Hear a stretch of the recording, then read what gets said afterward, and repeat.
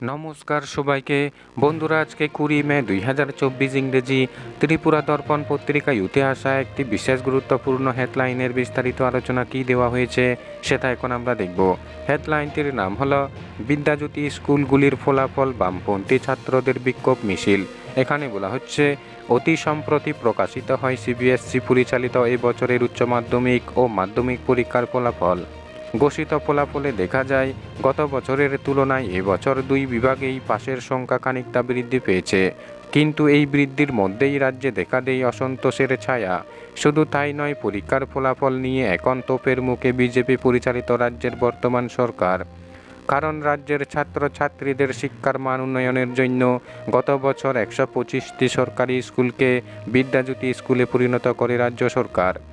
কোনো ধরনের পরিকাঠামোগত উন্নয়ন না ঘটিয়ে আচমকা এই স্কুলগুলিকে সিবিএসসির আওতায় ঢুকিয়ে দেওয়া হয়। যে স্কুলগুলির মাধ্যমিক ও উচ্চ মাধ্যমিকের ছাত্রছাত্রীরা প্রথমবারের মতো এবছর সিবিএসসি বোর্ডের পরীক্ষায় বসে, কিন্তু ফলাফলে দেখা যায় অধিকাংশ স্কুলেই পাশের তুলনায় ফেলের সংখ্যা বেশি। বিষয়টি জনসম্মুখে উঠে আসতেই বিদ্যাজ্যোতি প্রকল্প নিয়ে তোপের মুখে রাজ্য সরকার। ইতিমধ্যেই বিভিন্ন ছাত্র সংগঠন বিষয়টি নিয়ে রাস্তায় নেমে সোচ্চার হয়ে ওঠেন। বিদ্যাজ্যোতি স্কুলগুলির খারাপ ফলাফল নিয়ে সংগঠনগুলির ধারাবাহিক আন্দোলন কর্মসূচি রবিবার সরকারি ছুটির দিনেও অব্যাহত থাকতে দেখা গেল।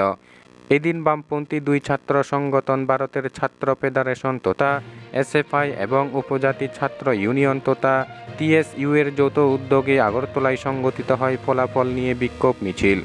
মেলার মাঠ স্থিত ছাত্র যুব ভবন প্রাঙ্গণ থেকে ছাত্রদের এই প্রতিবাদ বিক্ষোভ মিছিলটি বের হয়ে শহরের বিভিন্ন পথ পরিক্রমা করে।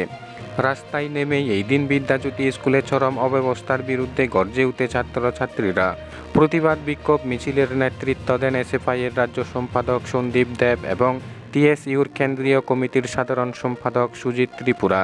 এই দিনের এই বিক্ষোভ মিছিল সম্পর্কে ছাত্রনেতা সন্দীপন দেব বলেন, বিদ্যাজ্যোতি স্কুলগুলির ছাত্রছাত্রীদের উপর একটা অবর্ণনীয় দুর্দশা নেমে এসেছে। এর জন্য দায়ী রাজ্যের বিজেপি সরকার।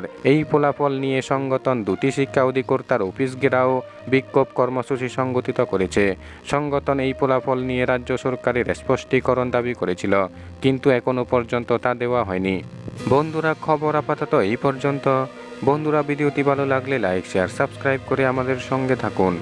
ধন্যবাদ সবাইকে ভিডিওটি দেখার জন্য।